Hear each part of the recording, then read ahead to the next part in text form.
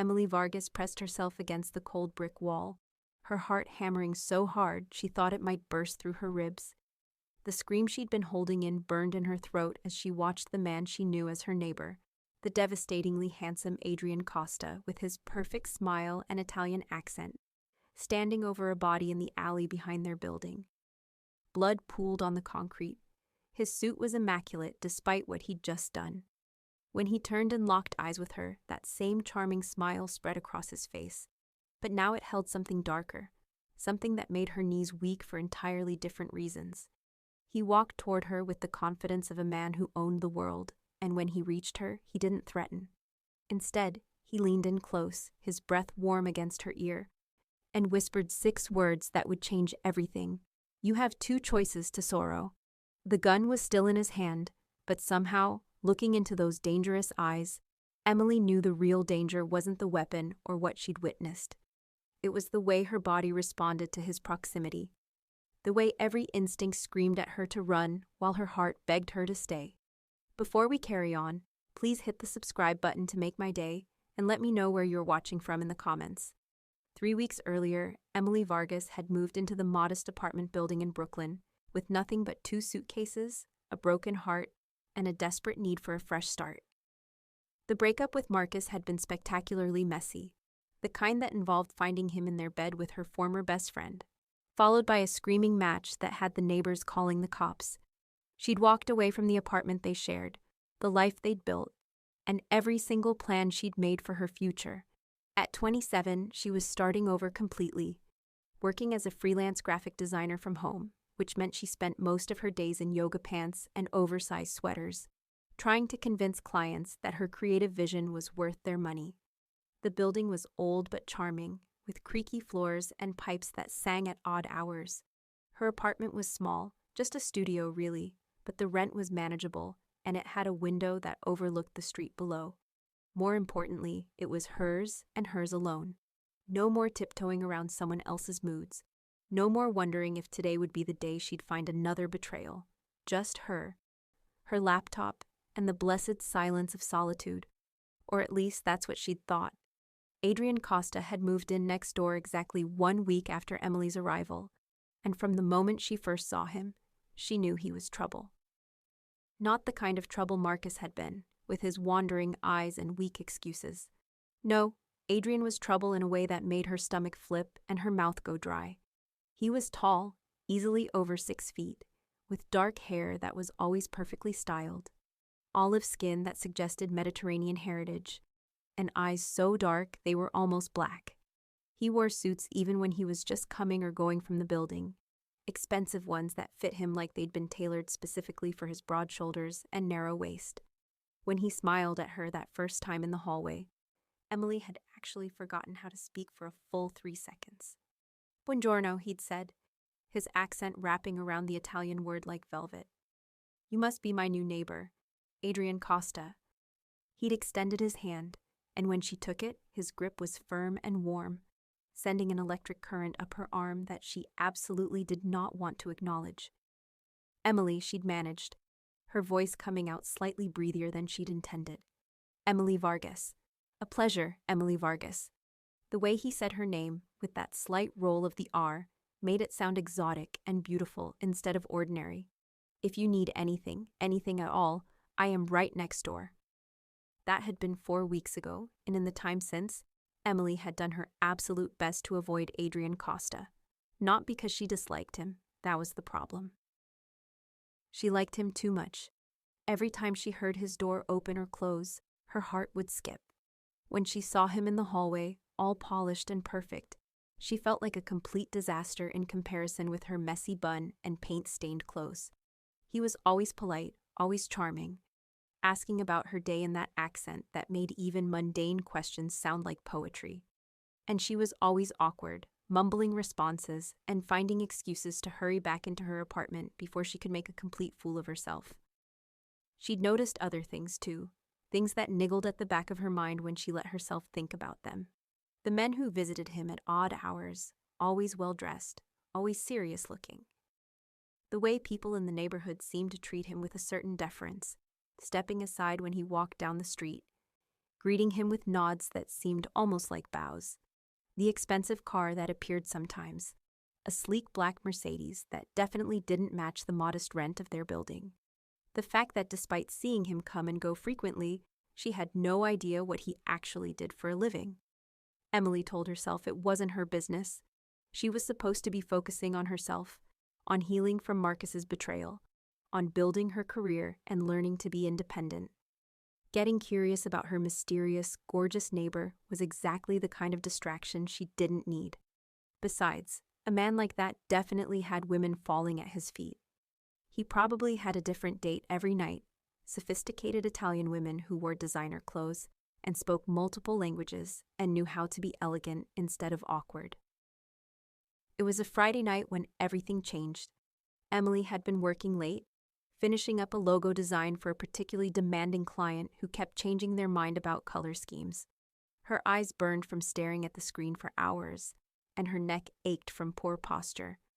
She'd finally saved the final version and sent it off just after midnight, then decided she deserved a reward.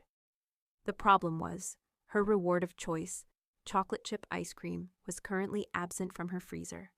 The bodega on the corner stayed open until 2 in the morning, and Emily figured a quick walk would do her good anyway. She needed to stretch her legs and clear her head. She threw on a hoodie over her tank top and leggings, slipped into her sneakers, and headed out. The October air was crisp and cool, and the streets were quieter than usual. She made it to the bodega, grabbed her ice cream and a bag of chips because why not, and started the walk back. She was about half a block from her building when she heard voices coming from the alley that ran behind it. The alley was narrow and dark, mostly used for garbage bins and deliveries, not a place anyone went at night. Emily would have kept walking, would have minded her own business entirely, except that one of the voices was familiar. That accent, smooth and cold at the same time, was unmistakable. Later, she would curse her curiosity. She would wish she'd just kept walking, gone straight home, eaten her ice cream, and gone to bed. But in that moment, something drew her forward. Maybe it was the tone of Adrian's voice, harder than she'd ever heard it. Maybe it was the responding voice, pleading and desperate. Maybe it was just stupidity. Whatever the reason, Emily found herself creeping toward the alley entrance, staying in the shadows, peering around the corner to see what was happening. The alley was dimly lit by a single bulb over a back door, but it was enough to see clearly. Adrian stood in the center, still in one of his perfect suits, this one charcoal gray with a black shirt underneath. Facing him was a man she didn't recognize, middle-aged, balding, in a rumpled suit that had seen better days. The man was on his knees, and even from her hiding spot, Emily could see he was crying. "Please, Adrian, I just need more time," the man was saying, his words tumbling over each other in panic. "The shipment got held up. It wasn't my fault. I swear to God, I can get you the money. Just give me 2 more weeks. Marco." Adrian's voice was gentle, almost kind, which somehow made it more terrifying. "We have been through this. You had 3 months. I was generous, no? I gave you extensions. I was patient. But my patience, it has limits. I have a family," Marco sobbed. "Please, my wife, my kids. They don't know anything about this. Please don't hurt them. I am not a monster, Marco. I have no interest in your family." Adrian reached into his jacket, and Emily's breath caught. She should run. She should turn around right now and get out of there, but her feet seemed rooted to the spot, her eyes unable to look away. Adrian pulled something from his jacket, and for a moment Emily couldn't process what she was seeing because it looked so surreal, so wrong in the hands of the man who smiled at her in the hallway and asked about her day.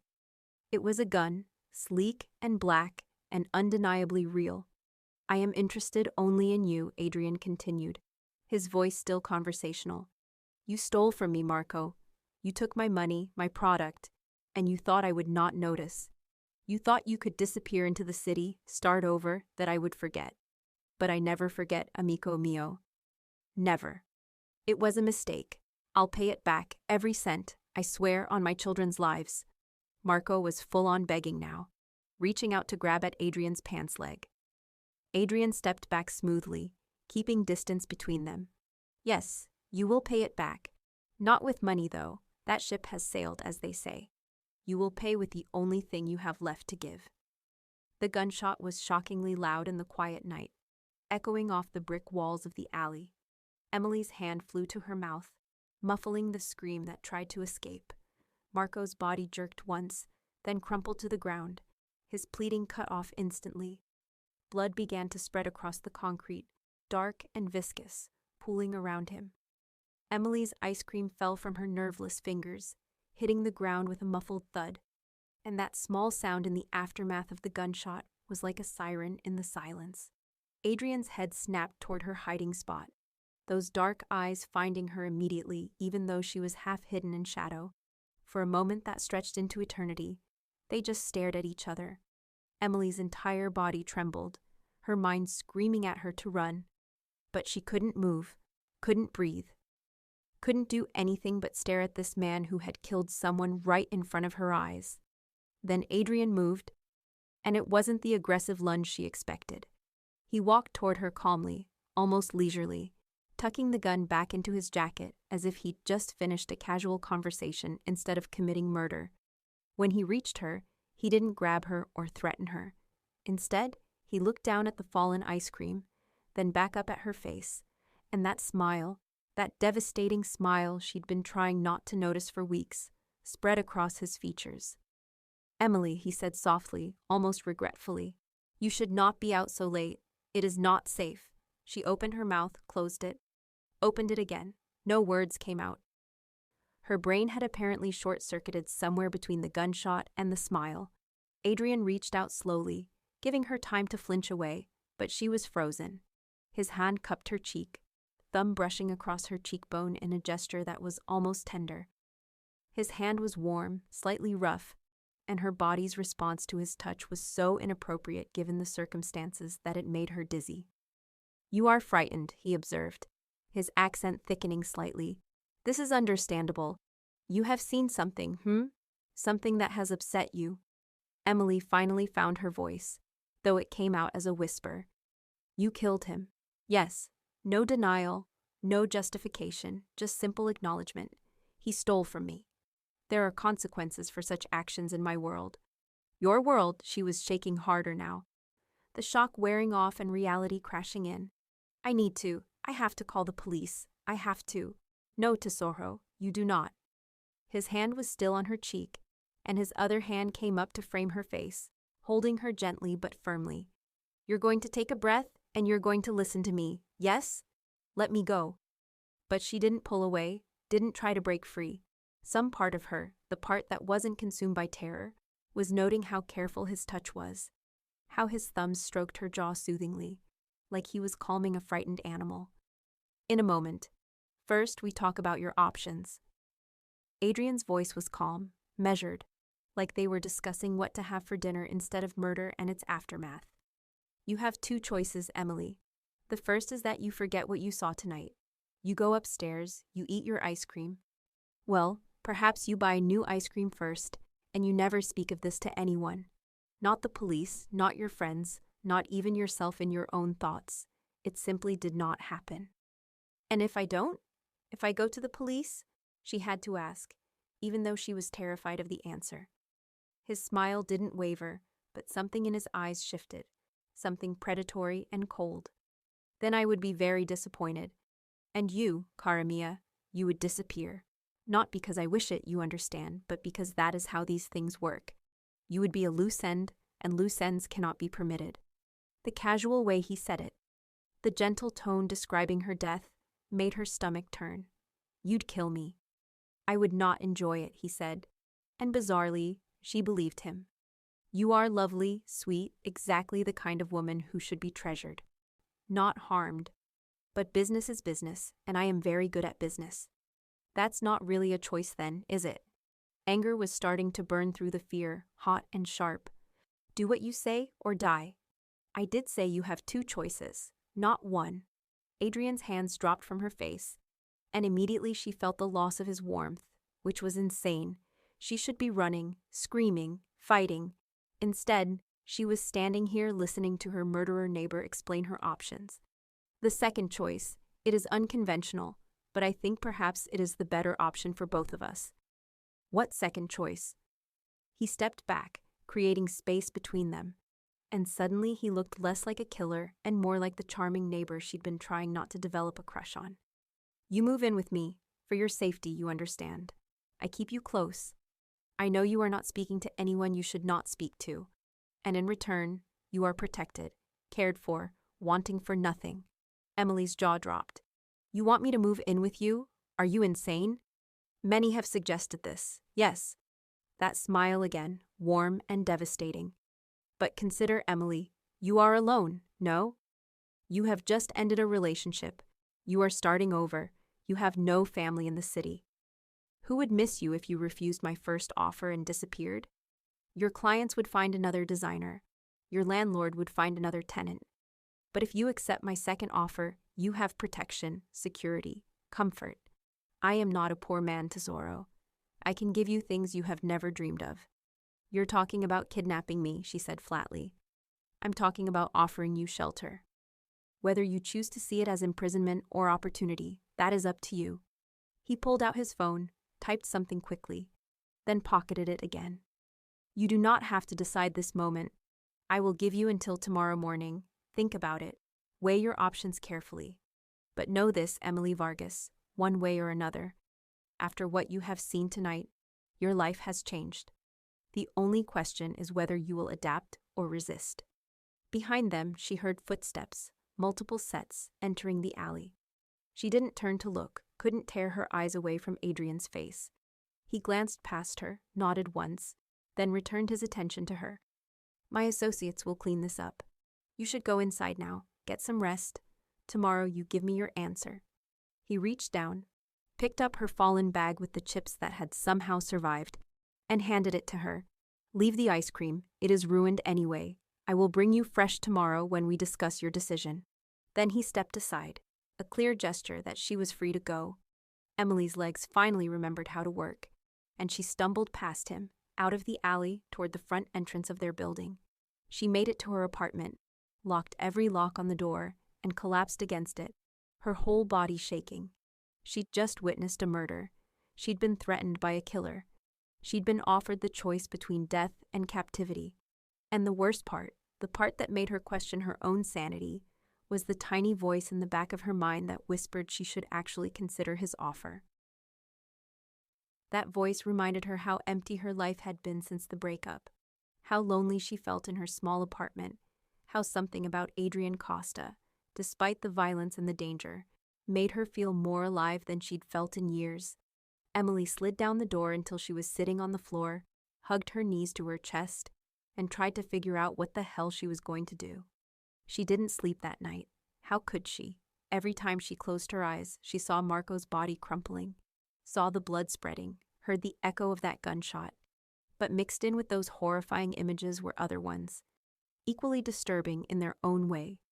Adrian's hand on her cheek, the warmth in his eyes even as he threatened her, the way her body had responded to his touch, the way her heart had raced from more than just fear. By the time the sun rose, Emily had paced her small apartment approximately 3,000 times.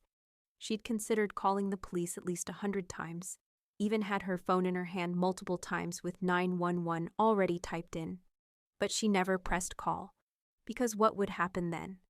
Even if they believed her, even if they arrested Adrian, would she be safe? He'd said himself that she'd disappear, and men like him, men who killed people in alleys over money, they had resources, they had connections, they had ways of making problems go away.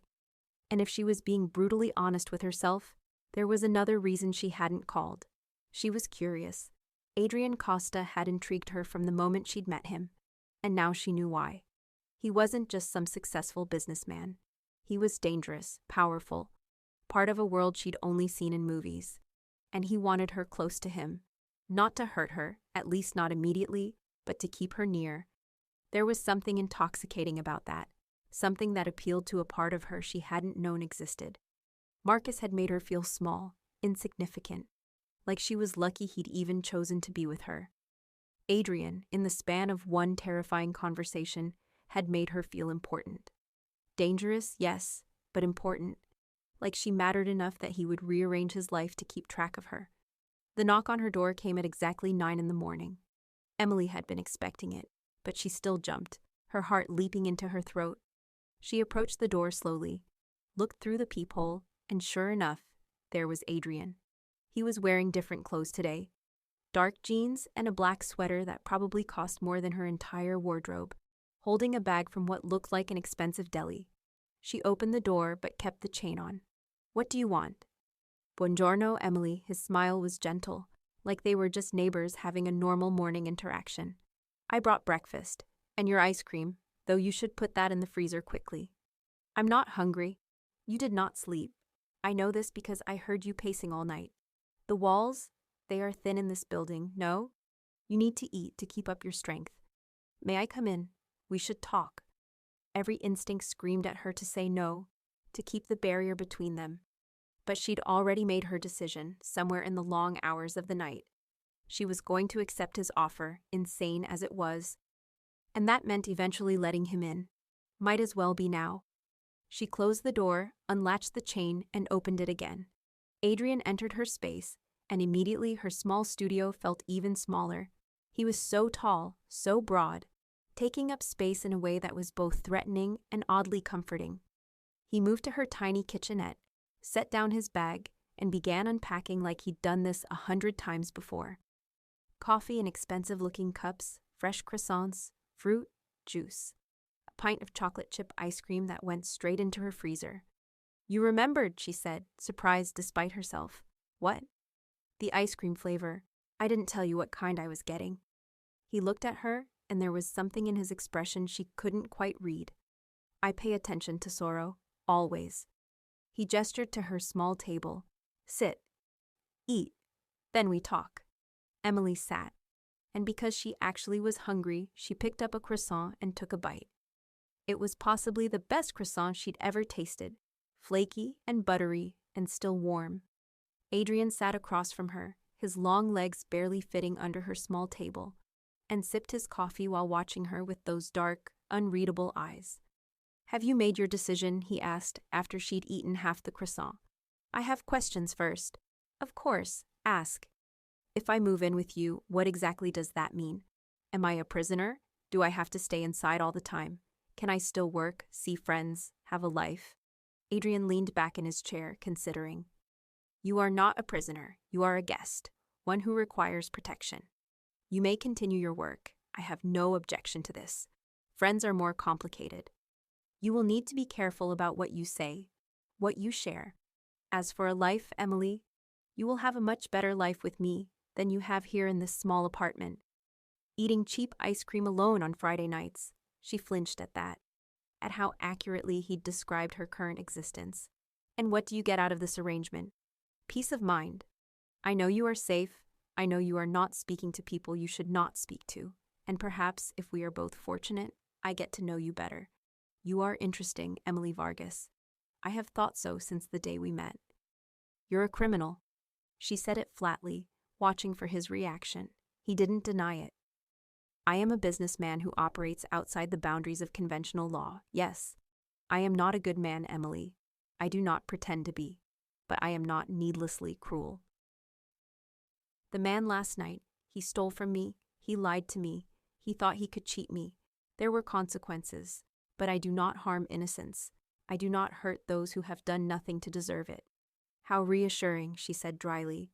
"You have a sharp tongue when you are not frightened. I like this." His smile widened. "So your decision?" Emily took a deep breath. This was insane. She was about to agree to move in with a man who'd murdered someone in front of her. A man who was by his own admission a criminal. But the alternative was death, or a lifetime of looking over her shoulder, wondering if today would be the day he decided she was too much of a risk. And if she was brutally honest, there was a part of her that wanted to say yes, for reasons that had nothing to do with fear. "I need to be able to contact my clients, finish my existing projects.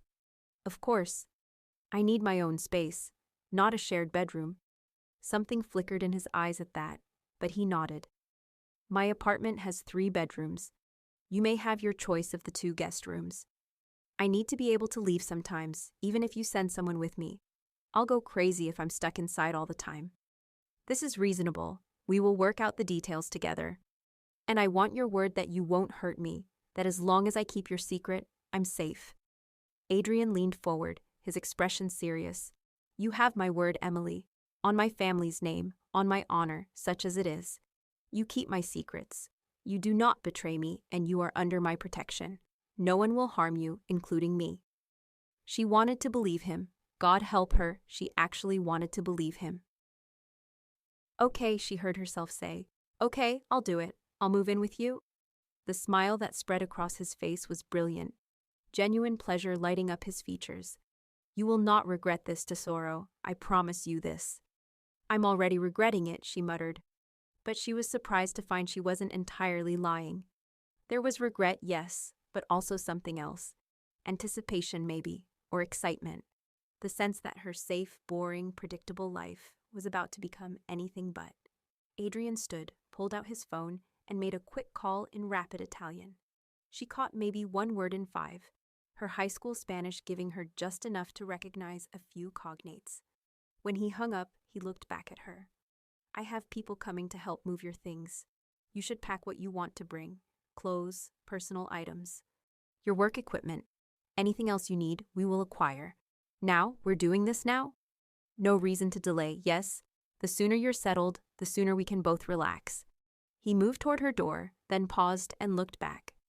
"Emily, thank you for trusting me. I know this is not easy for you." "I don't trust you," she said honestly, "but I don't have a choice. Perhaps not yet. But trust, it can be earned. I intend to earn yours." And with that promise hanging in the air, he left her apartment, closing the door softly behind him. Emily sat at her table, surrounded by the remains of the best breakfast she'd had in months, and wondered what the hell she'd just agreed to.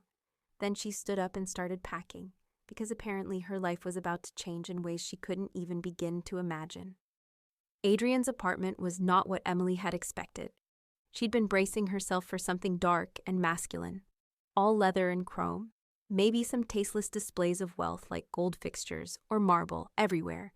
Instead, when he opened the door and welcomed her inside, she found herself in a space that was elegant and warm, with cream-colored walls, hardwood floors, and furniture that looked both expensive and comfortable. Large windows let in streams of natural light, and there were plants, actual living plants, on various surfaces. The kitchen was modern and gleaming, the living room spacious with a couch that looked like you could sink into it and never want to leave. "The movers will bring your things up shortly," Adrian said, gesturing for her to enter. "Let me show you your room." He led her down a hallway past what was clearly his bedroom, the door open enough that she glimpsed a massive bed and more of that comfortable elegance, to a room at the end. When he opened the door, Emily's breath caught. It was easily twice the size of her entire studio, with a queen bed, a desk by the window, a dresser, and even a small sitting area with an armchair and reading lamp. The walls were a soft sage green, and there was art on the walls, real art, not just prints from a department store. "This is mine?" she asked, unable to keep the wonder out of her voice. "It is yours. You may change anything you wish. Paint the walls, bring in different furniture, whatever makes you comfortable." He walked to the window, pulled back the curtain. "You have a view of the park. I thought you might like that." Emily joined him at the window. Sure enough, she could see the tops of trees, a slice of green in the urban landscape. It was beautiful. The whole room was beautiful. And that made this whole situation even more surreal. "I don't understand," she said quietly. "Why are you being so nice? You're keeping me here to make sure I don't talk. Why give me all this? Why not just lock me in a room and be done with it?" Adrian turned to face her, and they were close. Close enough that she could smell his cologne, something subtle and expensive. "Because, Emily, I meant what I said. You are not a prisoner. You are a guest. One who is here under unusual circumstances. Yes, but a guest nonetheless. And I was raised to treat guests well." "Where were you raised?" "Italy. Sicily, actually. A small town you would not have heard of. My family, we have been there for generations." Something passed over his face, some old memory or pain, but it was gone before she could identify it. "But I left when I was young, came here to make my fortune. America, the land of opportunity, no? Is that what you call it?" Murder and extortion, that's your fortune? His jaw tightened slightly, the first sign of real emotion she'd seen. You know nothing of my business, of the world I operate in. Do not judge what you do not understand. You killed a man, she shot back, her own temper rising. I understand that perfectly well. Yes, I did. And I would do it again if necessary. That is the world I live in, Emily. There are rules, codes, lines that cannot be crossed. Marco crossed those lines. But you have done nothing wrong except be in the wrong place at the wrong time. That is why I give you this room, this comfort, because you are innocent, and I am not a monster who punishes innocence. They stared at each other, tension crackling in the air between them. Emily's heart was pounding, but not entirely from fear. There was something about Adrian when he was like this, intense and focused entirely on her, that made her feel things she absolutely should not be feeling. Attraction was insane under these circumstances, and yet she couldn't deny it was there, simmering beneath the fear and anger. The sound of the door buzzer broke the moment. Adrian stepped back, running a hand through his hair. That will be your things. I will let them in. You should unpack, make yourself comfortable. We will talk more over dinner. He left her alone in her new room, and Emily sank down onto the bed, which was just as comfortable as it looked. This was her life now, at least for the foreseeable future. Living with a killer, pretending this was normal, trying to ignore the way her body responded every time he got close. She was in so much trouble, and not just the life-threatening kind. The next 3 days passed in a strange sort of limbo. Emily unpacked her things, set up her workspace at the desk, and tried to establish some sort of routine. Adrian was surprisingly considerate, giving her space when she clearly needed it, but also making efforts to include her in his life. They had breakfast together each morning, meals he prepared himself with surprising skill. He made espresso that put her bodega coffee to shame, and his omelets were works of art. You cook, she'd said that first morning, unable to hide her surprise. My nonna, she taught me. She said a man who cannot feed himself is not a man at all. He'd flipped the omelet expertly, the movement practiced and sure. Do you cook? Badly, I'm more of a takeout expert. He'd smiled at that, warm and genuine. Then I will teach you, if you wish. Cooking, it is soothing. A way to clear the mind. They'd fallen into an easy conversation after that, carefully avoiding topics like murder and criminal enterprises, focusing instead on safer subjects like food preferences and childhood memories. Emily found herself actually enjoying his company, which was disturbing. She shouldn't be enjoying anything about this situation. But Adrian made it easy to forget sometimes why she was really there. He was charming and funny, with a dry wit that caught her off guard. He was well-read, the kind of person who could discuss philosophy and literature as easily as he could discuss wine and food. He asked her about her work, seemed genuinely interested in her designs, offered thoughtful feedback when she showed him projects. At night, though, after he'd wished her good night and retreated to his own room, Emily would lie awake and remember what he really was. She'd hear his phone ring at odd hours, hear the low murmur of his voice speaking Italian through the walls. Sometimes men would come to the apartment, always well-dressed, always serious, and they'd disappear into Adrian's home office for hours. She never asked what they discussed. She didn't want to know. On the 4th day, Emily woke to find Adrian already in the kitchen. But this time, he was on the phone, his voice harsh and cold in a way she'd never heard from him before.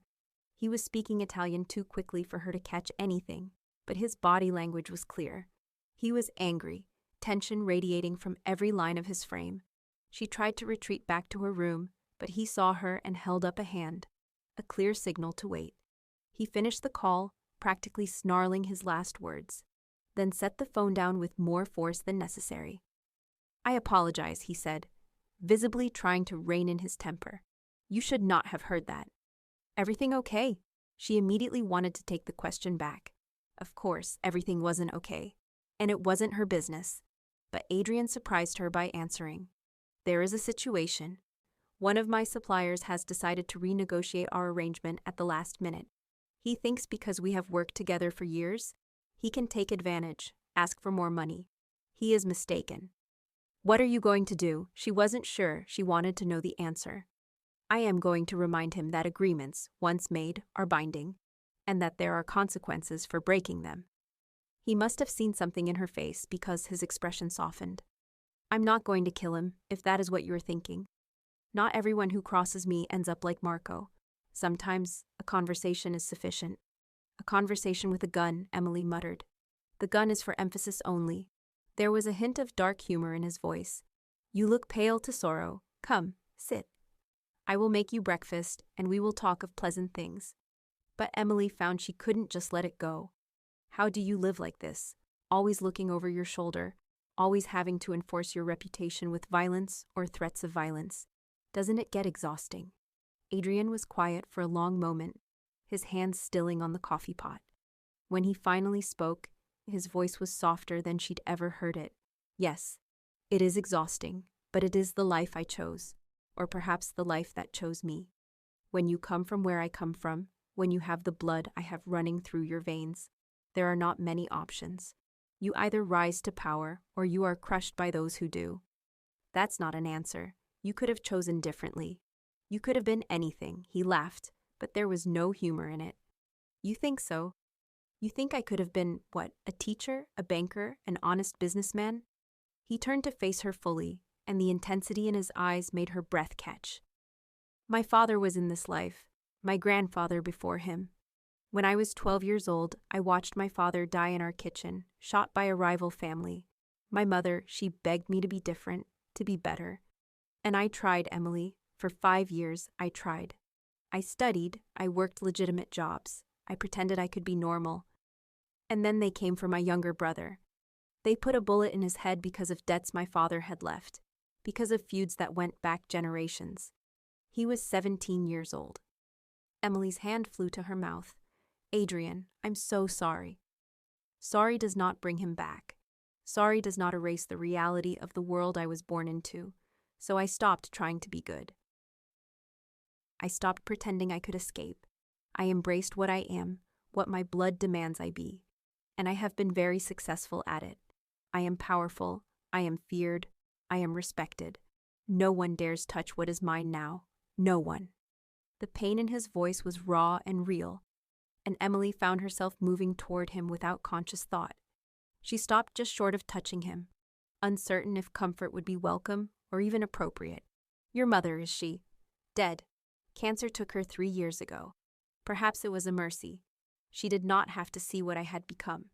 He turned away, began making coffee with movements that were almost violent in their precision. You asked how I live like this. This is how. I remember why I do it. I remember my brother's face, my mother's tears, my father bleeding out on our floor. I remember that the strong survive and the weak perish, and I have chosen to be strong. Emily stood there, unsure what to say. What could she say to that? That she was sorry? That seemed pathetically inadequate. That she understood. She didn't, not really. Her worst trauma was finding her boyfriend cheating on her. His was watching his family die. There was no comparison. Thank you, she said finally, for telling me. I know you didn't have to. He glanced at her over his shoulder, surprise flickering across his face. You are the first person in many years I have told this story to. I am not certain why I told you now. Maybe because I asked. Maybe because you needed to tell someone. She took a chance, stepped closer, and placed her hand gently on his arm. You're not just what you do, Adrian. You're also the person who makes breakfast and tends to plants and gives strangers comfortable rooms. You're both things at once. His hand covered hers, warm and solid. You see me too kindly to sorrow. It will get you into trouble. I think I'm already in trouble. Might as well see the best in my captor. Not captor, protector. But his lips quirked in something almost like a real smile. Come. The coffee is ready, and I am making you my Nana's special frittata. You will eat, you will smile, and you will tell me about this project you're working on. Today we will pretend we are normal people living normal lives. They spent that morning doing exactly that. And it was dangerously easy to fall into the fantasy. Adrian was attentive and engaging, asking questions about her design process, showing genuine interest in her work. He told her stories about his grandmother, about growing up in Sicily, about the village festivals, and the food and the sea. For a few hours, Emily could almost forget that this man had killed someone, that she was here against her will, that everything about this situation was deeply wrong. Almost. That afternoon, while Adrian was in his office taking calls, Emily sat at her desk trying to focus on work, but her mind kept wandering, replaying their conversation from the morning. She'd learned more about Adrian in one unguarded moment than in all their previous interactions combined. And what she'd learned complicated everything. He wasn't just a monster. He was a man who'd been shaped by trauma and violence, who'd made choices based on survival and revenge, who carried deep wounds beneath his polished exterior. That didn't excuse what he did. Murder was murder, regardless of the motivation, but it made him human in a way that was harder to dismiss, harder to categorize neatly as villain or threat. And if she was being honest with herself, that terrified her more than anything. Because monsters were easy. You feared them, you avoided them, you protected yourself from them. But humans were complicated. Humans could be cruel and kind, dangerous and gentle, terrifying and fascinating all at once.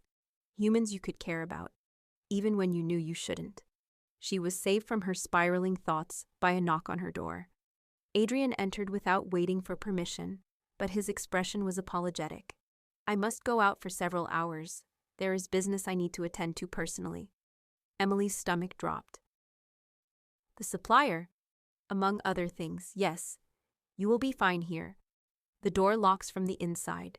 You have food. You have your work. I will be back before dinner." "What if something happens? What if there's an emergency?" He pulled out his phone, typed quickly, and her phone buzzed in her pocket. "That is my personal number. You call or text if you need anything at all. But nothing will happen, Emily. You are safe here." "Am I? Or am I trapped?" Adrian's expression hardened slightly. "You agreed to this arrangement. You chose to be here instead of the alternative. Do not pretend now that you are a prisoner. You made a choice. Some choice. Die or move in with you. That's not really choosing, is it? It is more of a choice than Marco had." The coldness in his voice sent chills down her spine. "You would do well to remember that." They stared at each other, the morning's warmth completely evaporated. Finally, Adrian looked away first. "I will see you this evening. Do not do anything foolish while I'm gone." After he left, Emily sat in the heavy silence of the apartment. She could leave. She could walk out right now, go to the police, tell them everything. Adrian wasn't here to stop her. But even as the thought formed, she knew she wouldn't do it. Not because she was afraid, though there was definitely fear, but because some part of her, the part that was responding to Adrian in ways she didn't want to examine too closely, didn't want to betray him. She was in so much trouble, and not the kind that could be solved by running away. Emily tried to work, she really did, but concentration was impossible. After staring at her computer screen for an hour and accomplishing nothing, she gave up and decided to explore the apartment more thoroughly. She'd been mostly keeping to her room and the common areas, but now, with Adrian gone, curiosity got the better of her. The kitchen was first, and she spent time examining the well-stocked cabinets and gleaming appliances. Everything was top of the line, organized with almost military precision. She found a whole drawer dedicated just to coffee, various beans and equipment that probably cost more than her monthly rent used to be. Another cabinet held spices she couldn't even name, ingredients for dishes she'd never attempted. The living room was next, and she studied it more carefully than she had before. The art on the walls was original, she was pretty sure, not just expensive prints. There were books everywhere, in Italian and English, ranging from classic literature to contemporary fiction to philosophy texts. A record player sat in one corner with a collection of vinyl that made her fingers itch to explore. Everything in this space spoke of someone with taste and culture, someone who valued beauty and learning. She knew she shouldn't, but Emily found herself drawn to the door of Adrian's office. It was closed and probably locked, but when she tried the handle, it turned easily. She hesitated for just a moment before pushing it open and stepping inside. The office was masculine and elegant, with dark wood furniture and leather chairs. A massive desk dominated the center, its surface mostly clear except for a laptop and a few papers. The walls were lined with bookshelves, and there was a small bar cart in one corner with crystal decanters and glasses. It looked like the office of a successful executive, not a criminal mastermind. Emily moved to the desk, told herself she was just looking, just curious. She didn't touch anything, didn't open any drawers. But her eyes scanned the visible papers, catching glimpses of numbers and names that meant nothing to her. There was a framed photo on one corner of the desk, and she picked it up carefully. It showed a younger Adrian, maybe in his early 20s, with his arm around a boy who looked about 17. They were both smiling, genuine joy in their faces, standing in front of what looked like the ocean. The brother, Emily realized, the one who'd been killed. She stared at the photo, at the happiness captured in that frozen moment, and felt her heart constrict. You should not be in here. Emily spun around, the photo nearly slipping from her fingers. Adrian stood in the doorway, and the expression on his face was cold and dangerous in a way she'd never seen before. He moved into the room with predatory grace, and Emily instinctively stepped back until her legs hit the desk. I'm sorry, I was curious. I shouldn't have. The words tumbled out in a rush. Adrian kept coming until he was right in front of her, close enough that she had to tilt her head back to meet his eyes. I told you, you have your space and I have mine. This room is mine, Emily, not yours. I know, I'm sorry, I'll leave. She tried to move past him, but his hand shot out, gripping her wrist. Not painfully, but firmly enough that she couldn't pull away. What did you see? His voice was low, controlled, but she could hear the edge in it. Nothing, just papers with numbers. I didn't understand any of it. I wasn't trying to spy, I promise. His eyes searched her face, looking for lies, and whatever he saw there must have satisfied him because his grip loosened slightly. Then his gaze dropped to the photo she was still holding in her other hand. Something in his expression cracked, just for a moment. My brother, Matteo, he took the photo from her, his fingers brushing hers.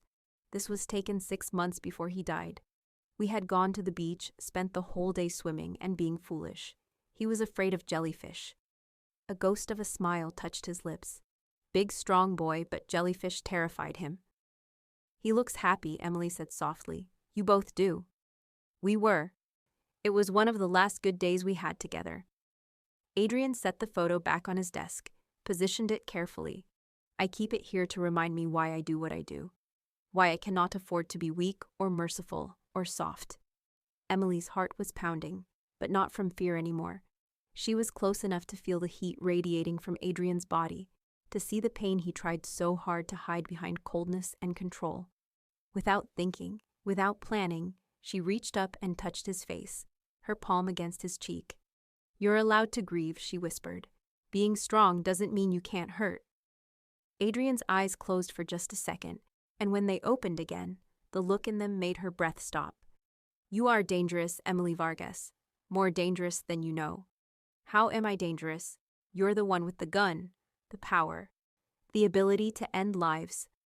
You make me want things I cannot have. You make me feel things I cannot afford to feel. His hand came up to cover hers, pressing her palm more firmly against his face. You make me want to be the man my mother wished I could be, instead of the man I am. Adrian, she breathed. And she didn't know what she was asking for, what she wanted. But the way he was looking at her made her feel like she was burning up from the inside. He leaned in, slowly enough that she could have pulled away, could have stopped this, but she didn't. When his lips met hers, it was gentle at first, questioning, giving her every chance to refuse. But Emily didn't refuse. Instead, she kissed him back, and the gentleness shattered into something fierce and desperate. Adrian's arms wrapped around her, pulling her against him, and Emily's hands fisted in his sweater. The kiss was everything it shouldn't be, dangerous and wrong and absolutely perfect. She could taste coffee on his lips, feel the slight roughness of stubble against her skin. When he backed her against the desk, she went willingly, lost in sensation and need. It was Adrian who broke away first, breathing hard, his forehead resting against hers. We should not do this. Probably not, Emily agreed, but she didn't let go of him. You are here because you have no choice. Taking advantage of that, It would make me no better than the monsters I claim not to be. What if I'm choosing this? Right now, in this moment. What if this is my choice? Emily, he groaned, and the sound went straight through her. You do not know what you are saying. I know exactly what I'm saying. I'm saying that this situation is insane and terrifying, and I should absolutely not be attracted to you. But I am. I have been since the first day I met you, before I knew what you were. And yes, maybe Stockholm Syndrome is a thing, and maybe I'm just confused. But right now, I want this. I want you. Adrian pulled back enough to look at her. Really look at her, his hands framing her face. If we do this, if we cross this line, there is no going back. You understand this. I understand that I'm probably making a terrible decision, but that seems to be my specialty lately. She managed a shaky smile. Kiss me again, Adrian, please. This time when he kissed her, there was no hesitation, no holding back.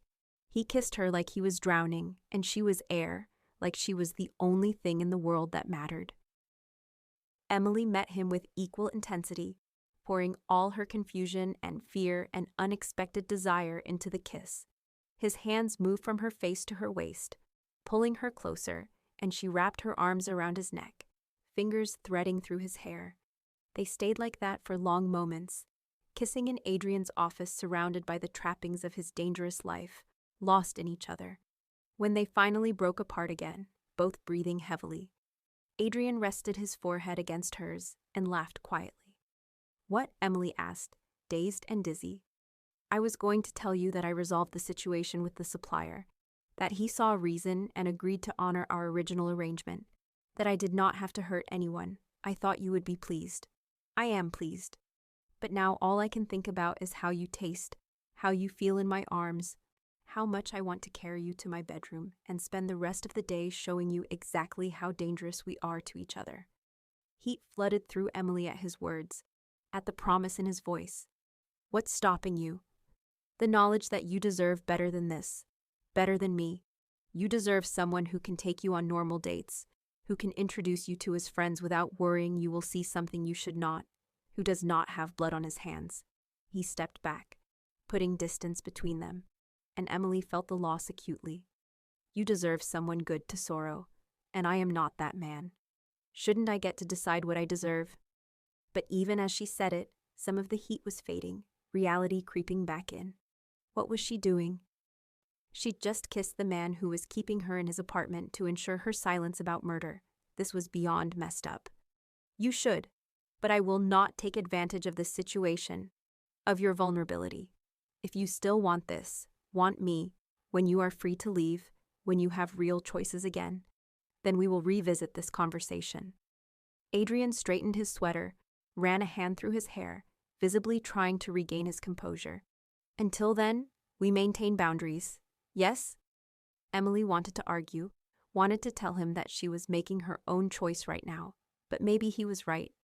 Maybe the intensity of this situation was making her feel things that weren't real, that wouldn't survive in the normal world. Okay, boundaries, we can do that. Good. He moved to his desk, began straightening papers that didn't need straightening, clearly trying to regain his equilibrium. I brought dinner, Chinese food. I hope that is acceptable. It is in the kitchen. The abrupt shift to mundane topics was jarring, but Emily followed his lead. Chinese sounds good. They left his office, carefully not touching, and spent the evening eating takeout and making careful conversation about everything except what had just happened between them.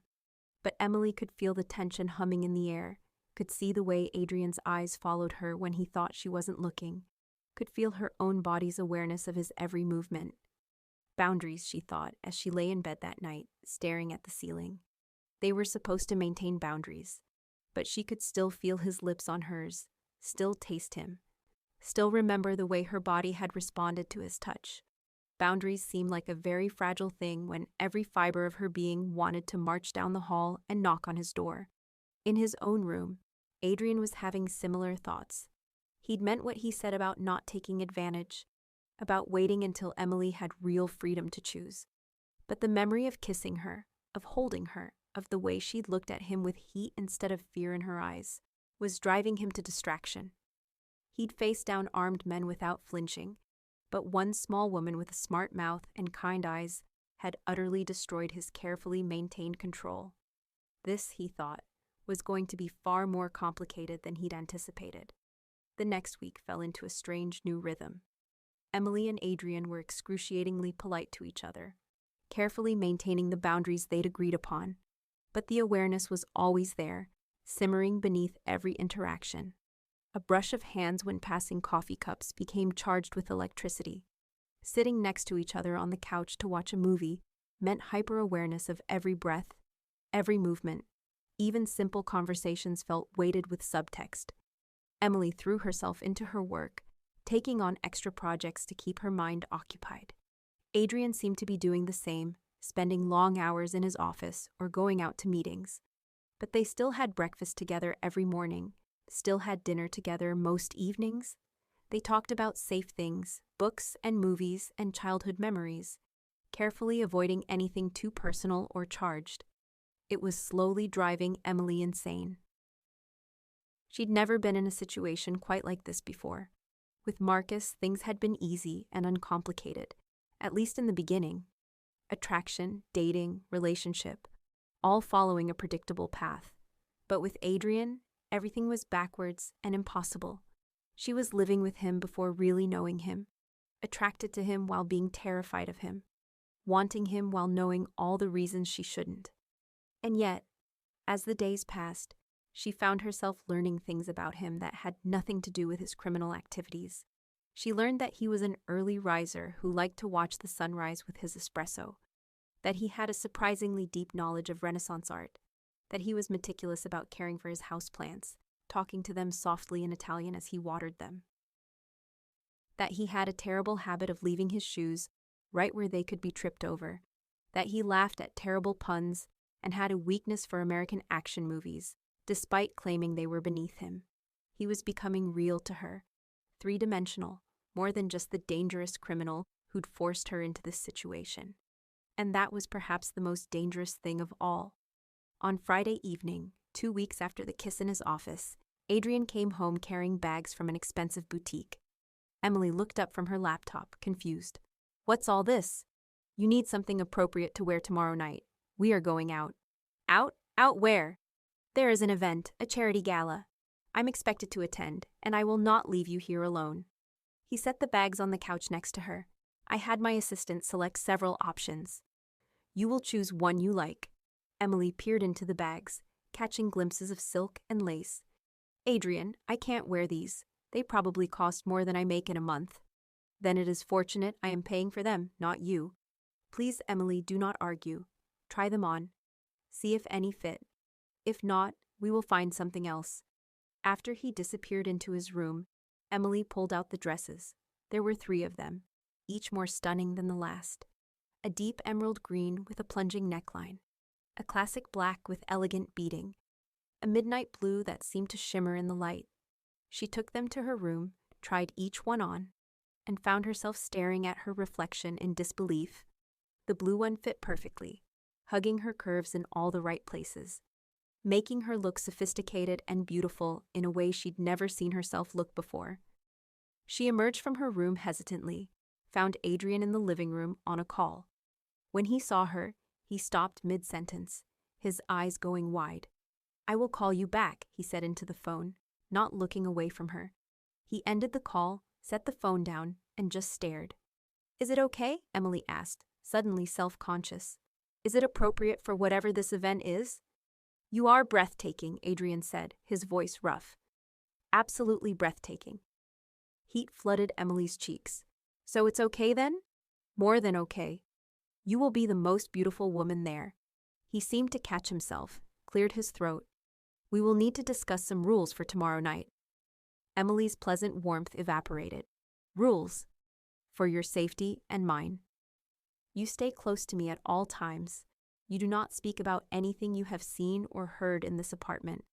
If someone asks about our relationship, you tell them we are dating, nothing more. And if I tell you to do something, you do it immediately without question. Understood?"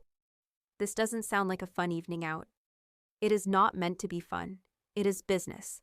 But I cannot leave you here alone, and I must attend." So you will come with me, you will smile, you will be charming, and you will follow my lead. Can you do this? Emily wanted to refuse, wanted to tell him she wasn't his doll to be dressed up and paraded around. But the serious look on his face told her this was important, possibly even dangerous. Fine, I'll play along, but you owe me. Something that might have been relief flickered across his face.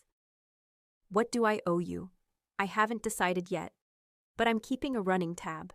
Adrian's lips quirked into something almost like a genuine smile. Fair enough. Now go change before I forget all my good intentions about boundaries. Emily fled back to her room, her heart racing. Tomorrow night she'd be entering Adrian's world in a whole new way. She wasn't sure if she was terrified or excited, maybe both. But either way, there was no backing out now. The gala was being held at one of those stunning old hotels in Manhattan, the kind with marble floors and crystal chandeliers and doormen in formal livery. Adrian had arranged for a car to take them, a sleek black town car that made Emily feel like she was in a movie. He'd been quiet during the ride, his attention on his phone, typing out messages in rapid Italian that she couldn't read. When they arrived, he helped her out of the car, his hand warm and steady on hers. He looked devastating in his tuxedo, the formal wear making him seem even more dangerous and untouchable than usual. As they walked toward the entrance, he leaned in close, his lips nearly brushing her ear. Remember what I said. Stay close, smile, and trust me. Emily nodded, her throat suddenly too tight for words. The moment they entered the ballroom, she understood why Adrian had been so serious. This wasn't just a charity event. The room was filled with people who radiated wealth and power, but there was something else in the air, something she couldn't quite name. Danger, maybe, or the sense that violence lurked just beneath the polished surface. Adrian's hand settled on the small of her back, possessive and protective at once. He guided her through the crowd, stopping frequently to greet people. Everyone seemed to know him, and Emily noticed the way conversations would pause when he approached, the way people's eyes would flick to her with open curiosity. Adrian, so good to see you, a silver-haired man in an expensive suit said, extending his hand. And who is this lovely creature? My girlfriend, Emily, Adrian replied smoothly, the lie sliding off his tongue with practiced ease. Emily, this is Dominic Russo. He owns several restaurants in the city. Emily smiled and shook Russo's hand, playing her part, but she caught the way Russo's eyes lingered on her, assessing, calculating. It made her skin crawl. Charming, Russo said, but something about his tone suggested he meant something other than the word implied. You're a lucky man, per Adrian. I am aware, Adrian said, his voice going slightly cold. His hand on Emily's back tightened just slightly, pulling her closer to his side. They moved on, and Emily leaned up to whisper. He gave me the creeps. Good instincts, Adrian murmured back. Russo is not a good man. Stay away from him if he approaches you. The evening continued in much the same way. Adrian introduced her to what felt like hundreds of people, all wealthy, all powerful, all giving her that same assessing look that made her feel like prey. She smiled until her face hurt, made polite small talk, and tried not to think too hard about what these people actually did for a living. She was getting a glass of champagne from a waiter when a woman approached her. She was stunning, with dark hair pulled into an elegant updo, wearing a red dress that probably cost more than Emily's car used to be worth. You must be Emily, the woman said, her accent similar to Adrian's, but her tone much colder. I have heard about you. I'm sorry, have we met? Not formally. I am Isabella Castellano, an old friend of Adrian's. The way she said friend made it clear they'd been much more than that. How long have you two been seeing each other? A few weeks, Emily said, trying to remember the story Adrian had told her to stick to. How fast, Isabella said, her smile not reaching her eyes. Adrian is not usually one to move so quickly. You must be very special. I don't know about that. Oh, I think you do. It takes a special kind of woman to catch Adrian Costa's attention. Or perhaps a specific situation that requires him to keep someone close. Isabella's eyes were sharp, knowing. Tell me, Emily, do you know what Adrian does? His real business? Emily's heart started to pound, but she kept her expression neutral. He's in import and export. Isabella laughed, the sound like breaking glass. Import and export. How delightfully vague. Has he told you about me? About what we used to be to each other? I don't think that's any of my business. No, I suppose it is not. But let me give you some advice, woman to woman. Adrian Costa is not a man who loves. He is a man who possesses, who controls, who uses. Whatever you think is happening between you, whatever feelings you think he has, it is an illusion. Men like Adrian, they do not have hearts. They have appetites and ambitions. Nothing more. Before Emily could respond, Adrian was there, materializing at her side with a dark expression. Isabella, I was not aware you would be here this evening. I go where the money is, darling. You know this. Isabella's smile was sharp. I was just getting to know your new pet. Emily is not a pet. She is my guest, and you will treat her with respect. The threat in Adrian's voice was barely veiled, and Isabella's eyes widened slightly. My apologies. I meant no offense. But her smile suggested otherwise. Enjoy your evening, both of you. As Isabella walked away, Adrian's jaw was tight with anger. What did she say to you? Nothing important. Just trying to make me jealous, I think. Old girlfriend? Something like that. A long time ago, before I knew better.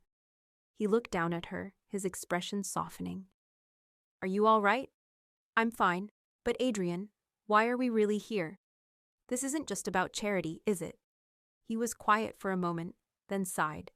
No, it is not. This is where deals are made, where alliances are formed, where power is consolidated.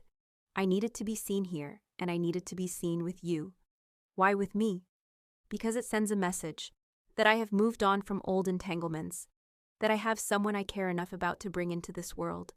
It is strategy, Emily, but it is also, I am not embarrassed to admit, an excuse to spend an evening with you looking like a dream. Despite everything, Emily felt warmth bloom in her chest. That's probably the most romantic thing anyone has ever said to me, and we're at a crime boss networking event. Adrian laughed, a real laugh that made his whole face light up. Your life has become very strange, has it not? You have no idea. The rest of the evening passed more smoothly. Adrian kept her close, his presence a barrier between her and anyone who might have made her uncomfortable. They danced together, and Emily found herself leaning into him, letting herself enjoy the feel of his arms around her, the way they moved together like they'd been doing this for years instead of once. You're a good dancer, she said as he spun her expertly across the floor. My nonna insisted I learn. She said a man who could not dance was a man who could not romance. His eyes were warm on hers. She was right about many things. Did she know what you do? What you became? The warmth dimmed slightly. She suspected, yes, but she loved me anyway. That is what nonnas do, I think. They love us even when we do not deserve it. Everyone deserves love, Adrian. Do they? Even men like me, who have done terrible things? Emily looked up at him, at this complicated, dangerous, fascinating man who held her so carefully while having blood on his hands. I think so. Yes. I think especially men like you, who carry so much pain. You need love most of all. Something raw and vulnerable flashed across Adrian's face. You undo me, Tesoro. You truly do. They swayed together, the rest of the world fading away, and Emily realized with startling clarity that she was in serious trouble. This wasn't Stockholm Syndrome or confusion or fear. This was something real, something that was growing despite every reason it shouldn't. She was falling for Adrian Costa, the man who'd threatened her life, the man who kept her in his apartment, the man who was absolutely wrong for her in every possible way. And from the look in his eyes, he was falling too. The ride home was quiet but charged. Adrian's hand found hers in the back seat of the town car, their fingers interlacing naturally. Emily stared out the window at the passing city lights, hyper-aware of every point of contact between them. When they arrived back at the apartment, the tension that had been building all evening seemed to reach a breaking point. Adrian unlocked the door, held it open for her. Emily entered, started to head toward her room, but his hand on her wrist stopped her.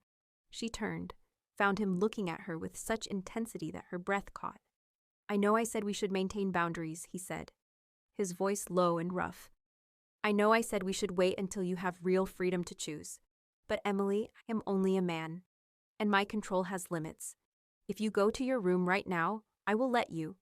But if you choose to stay, then the boundaries are gone. Do you understand? Emily's heart was pounding so hard she could hear it. She knew what he was asking, what he was offering. She knew all the reasons she should go to her room, should keep those boundaries firmly in place. But she'd never wanted anything as much as she wanted this man in this moment. I choose to stay, she whispered. Adrian's eyes closed briefly, like he was in pain. When they opened again, the heat in them nearly scorched her. Are you certain? Because once we cross this line, there is no going back. You will be mine, Emily, and I am not a man who lets go easily. I'm certain, she breathed. And then his mouth was on hers, and she was lost. This kiss was different from the one in his office. That had been tentative, exploratory, both of them holding back. This was unleashed desire, raw and desperate and consuming. Adrian's hands were in her hair, tilting her head back to deepen the kiss, and Emily's hands fisted in his jacket, pulling him closer. He walked her backward until her back hit the wall, his body pressing against hers, and she gasped at the contact. Tell me to stop, Adrian murmured against her lips, even as his hands traced down her sides, burning through the thin fabric of her dress. Tell me this is not what you want, and I will walk away. Don't you dare stop, Emily said fiercely, and she pulled him back down to her, kissing him with everything she had. Adrian groaned, a sound of surrender, and then he was lifting her, her legs wrapping around his waist as he carried her down the hall. Not to her room, she noticed dimly, but to his. He laid her on his bed with surprising gentleness, and then he was above her, his weight a welcome pressure, his eyes dark with desire and something else, something deeper. You are so beautiful, he whispered, his accent thicker than she'd ever heard it. From the first moment I saw you, I have wanted this, wanted you. You have no idea how hard it has been to maintain control, to keep my distance. Then stop keeping your distance, Emily said, reaching up to cup his face. I'm here, Adrian. I'm choosing this. I'm choosing you. Something in his expression cracked. That careful control he always maintained shattering completely. Mine, he said, and it was both a question and a declaration. Yours, Emily confirmed. And then words became unnecessary. They made love with an intensity that bordered on desperate, as if they were both trying to prove something, to claim something, to seal whatever fragile thing was growing between them. Adrian was by turns demanding and gentle, passionate and tender, and Emily met him with equal fervor. When they finally collapsed together, breathless and tangled in his sheets, she felt fundamentally changed, like something inside her had shifted irrevocably. Adrian pulled her close, tucking her against his side, his fingers tracing lazy patterns on her bare shoulder. No regrets? He asked softly. No regrets, Emily confirmed, and she was surprised to find it was true. She should probably regret this, should probably be horrified at herself. But lying here in Adrian's arms, feeling safer than she had any right to feel, she couldn't bring herself to wish it hadn't happened. Good, he murmured, pressing a kiss to the top of her head. Because I meant what I said to Sorrow. You are mine now. I will not let you go. A thrill ran through her at his possessive words, even though she knew she should probably object to being claimed like property. And what does that make you? Yours, he said simply, if you will have me. I know I am not a good man. I know I can offer you no guarantees of a normal life. But I can promise you this, Emily Vargas. I will protect you with everything I have. I will care for you, provide for you, and do my best not to let my world touch you more than necessary. And I will never, ever betray you the way your ex did. You have my word on this. Emily propped herself up on her elbow to look at him. That might be the strangest relationship declaration I've ever heard. It is all I have to offer. It's enough, she said, and she meant it. She leaned down and kissed him softly. We're both kind of a mess, aren't we? Spectacularly so, Adrian agreed with a small smile. But perhaps we can be a mess together. I'd like that. They fell asleep like that, wrapped around each other, and for the first time since witnessing that murder in the alley, Emily slept dreamlessly. The next morning, Emily woke slowly, awareness returning in pieces, the unfamiliar weight of an arm around her waist. the warmth of another body pressed against her back, the scent of expensive cologne, and something uniquely male. She opened her eyes to find herself in Adrian's bedroom, morning light streaming through the windows, and the memories of the night before flooded back. She should probably panic. She should definitely be questioning her life choices. Instead, she felt peaceful in a way she hadn't in months, maybe years. "You think very loudly in the morning," Adrian's sleep-roughened voice said behind her, and she felt him press a kiss to her shoulder. "What troubles you?" "Nothing, actually. That's what's weird. I should be freaking out, but I'm not." "Is this a bad thing?" Emily turned in his arms to face him. His hair was mussed from sleep. He had stubble darkening his jaw, and he looked younger, more vulnerable than she'd ever seen him. "No, it's not a bad thing. It's just unexpected.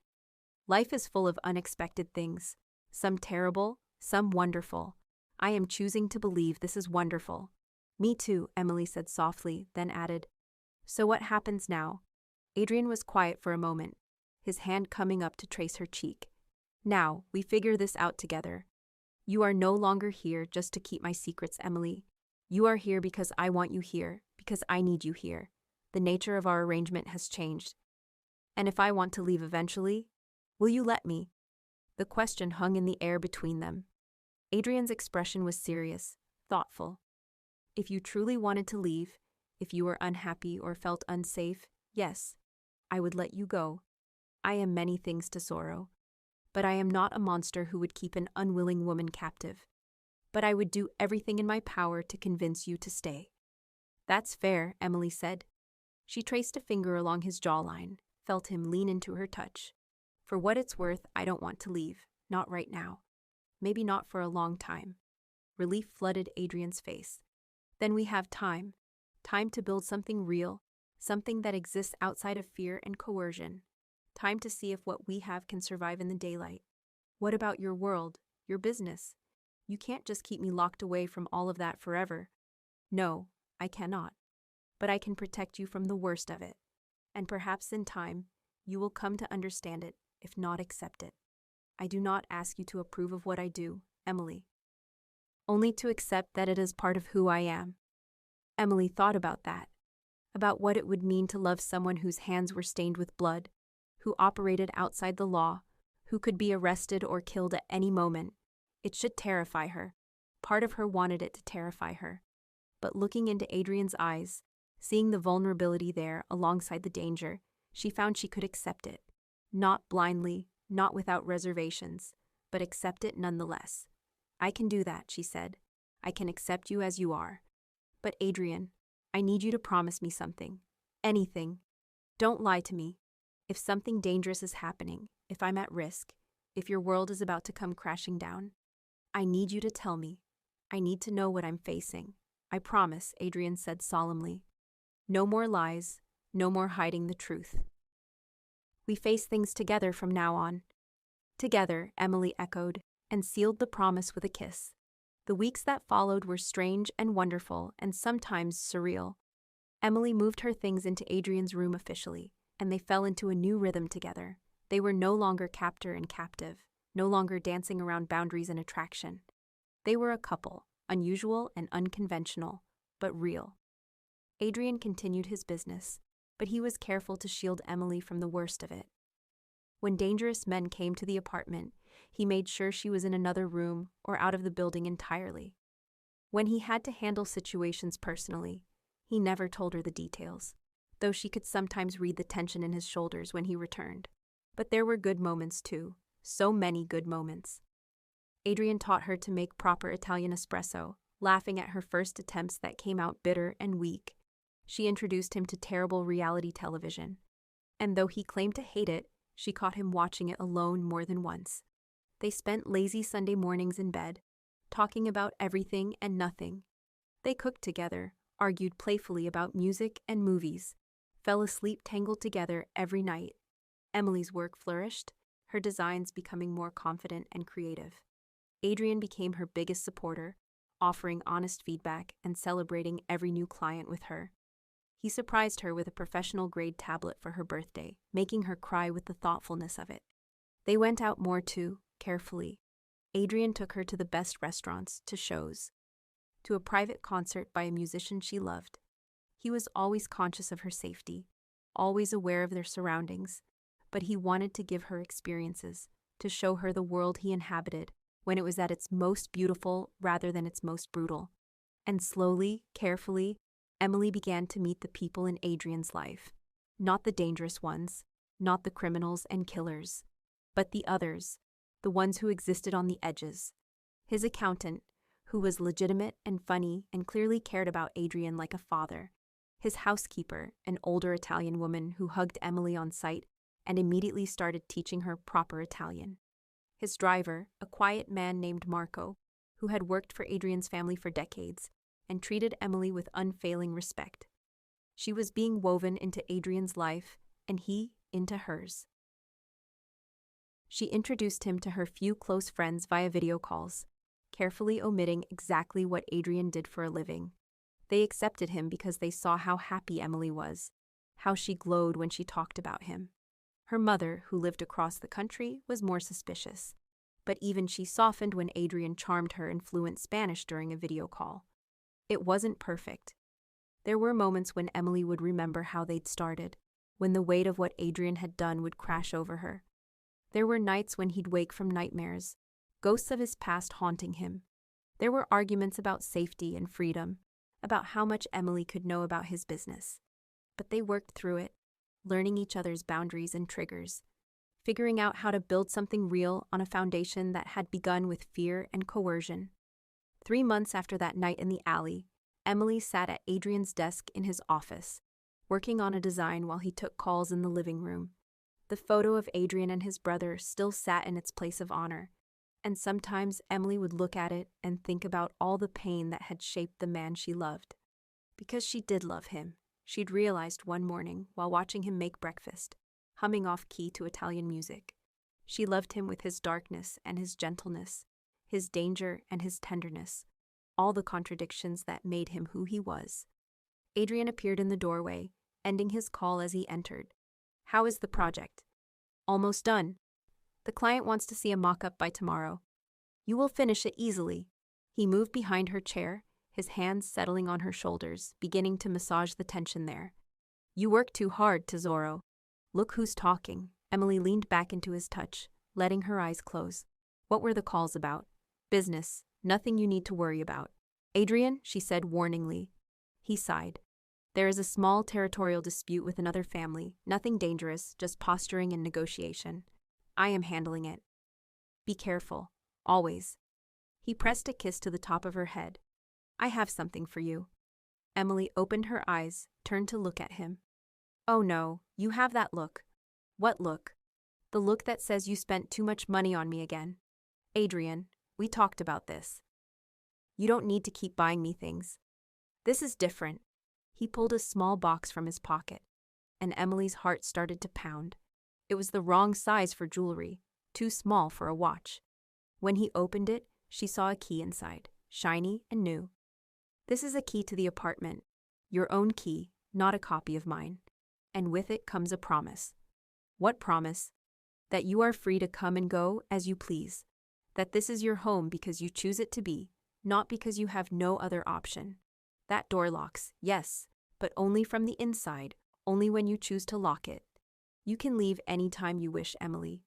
I will not stop you. I will not follow you. I will not force you to stay." Emily stared at the key, at the symbol of freedom he was offering her. Tears pricked her eyes. "You're letting me go?" "I am giving you the choice to stay. There is a difference." Adrian's voice was soft, but she could hear the fear underneath. "I love you, Emily Vargas. I have fallen completely, impossibly in love with you, and I need you to know that you are staying with me because you want to, not because you have to. So take the key, and know that every morning you wake up here, it is your choice. It is always your choice." The tears spilled over now, tracking down Emily's cheeks. "You love me?" "Desperately, entirely. In a way I did not think I was capable of anymore. You have remade me, Tesoro. You have shown me that even men with blood on their hands can deserve something good, something pure, and I will spend every day trying to be worthy of you." Emily stood, took the key from the box, and closed her hand around it. Then she threw her arms around Adrian's neck, kissing him with everything she had. When they broke apart, both breathless, she looked into his eyes and said the words she'd been holding inside. "I love you too, Adrian Costa. I love you with all your darkness and all your light. I love you despite every reason I shouldn't, and I choose you.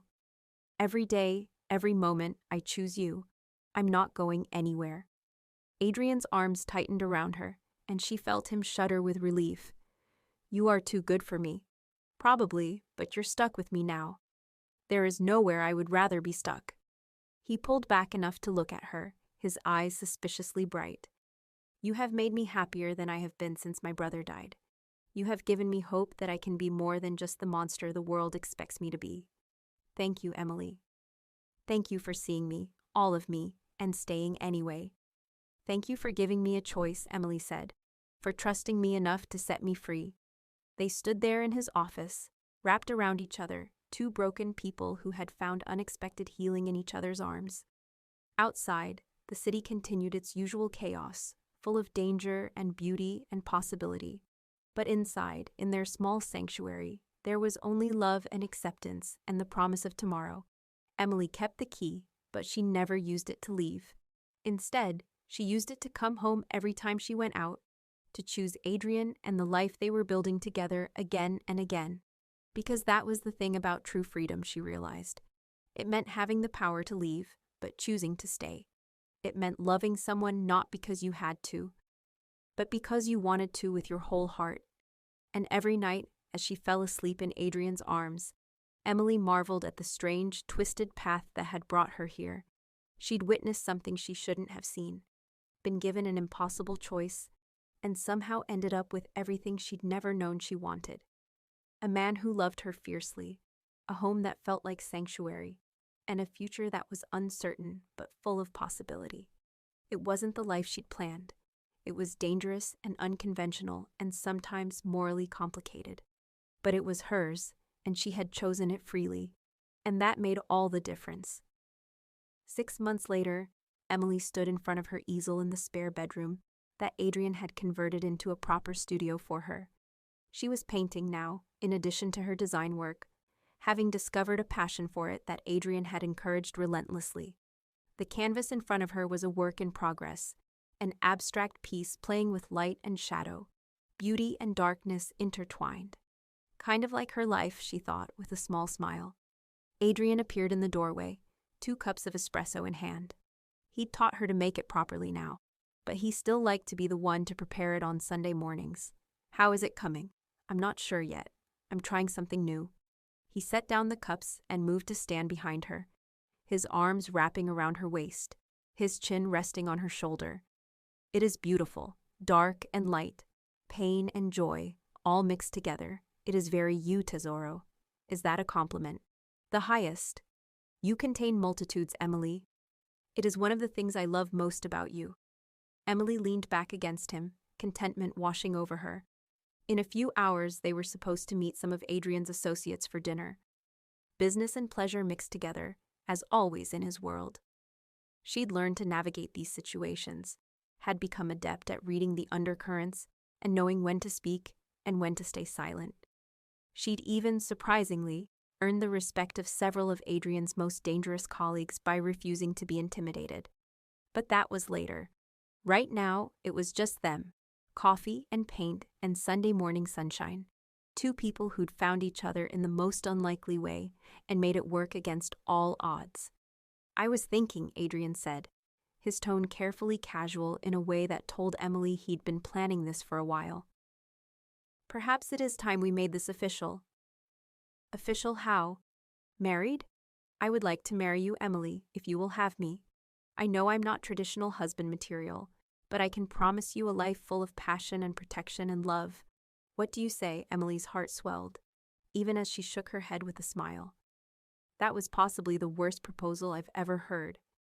"I can do better." Adrian spun her around, then dropped to one knee right there in her studio, paint stains and all. From his pocket, he produced a small box, and when he opened it, Emily gasped. The ring inside was stunning. an emerald surrounded by diamonds, unique and beautiful and so perfectly her taste that she knew he'd put thought into it. "Emily Vargas," Adrian said, his voice rough with emotion. "You walked into my life in the worst possible way, and somehow became the best thing that ever happened to me. You have shown me that redemption is possible, that love can exist even in darkness, that I am capable of being more than what I was made to be. I am not a good man, but I am trying to be better for you. You make me want to be better. Will you marry me? Will you choose me, not just for today, but for all our days?" Emily looked down at him, this complicated, dangerous, loving man who'd stolen her heart despite everything. She thought about that night in the alley, about the fear and the impossible choice. She thought about everything that had happened since, all the ways they'd grown and changed together. She thought about the key in her jewelry box, about the freedom he'd given her, about choosing him every single day. "Yes," she said, her voice steady and sure. "Yes, Adrian Costa, I will marry you. I choose you for all our days." Adrian stood, slipped the ring onto her finger, and kissed her with such tenderness and joy that Emily felt tears streaming down her face. When they broke apart, he was crying too, unashamed of the emotion. "I do not deserve you," he whispered. "Maybe not, but you have me anyway. We're both messes, remember? But we're messes together." "Together," Adrian agreed, and kissed her again. Outside, the world continued its chaotic dance of light and shadow, danger and beauty, endings and beginnings. But inside their sanctuary, Emily and Adrian had found something rare and precious, something worth fighting for. They'd built love from fear, chosen each other from impossible circumstances, and created a future from the ashes of their pasts. It wasn't a fairy tale. There would be challenges ahead, dangers to face, moral complications to navigate, but they would face it all together, two souls who'd found each other in the darkness and decided to create their own light. And really, Emily thought as Adrian picked her up and spun her around, both of them laughing like children, what more could anyone ask for than that? "Move in with me," Adrian had essentially said that night in the alley, when she'd seen something she shouldn't have, and Emily had reluctantly at first, then willingly, and finally joyfully. She'd moved into his apartment, into his life, into his heart, and he'd moved into hers just as completely. It was unconventional and strange, and sometimes complicated, but it was theirs, built on honesty and choice and love that had been tested and proven true, and that was more than enough. The end.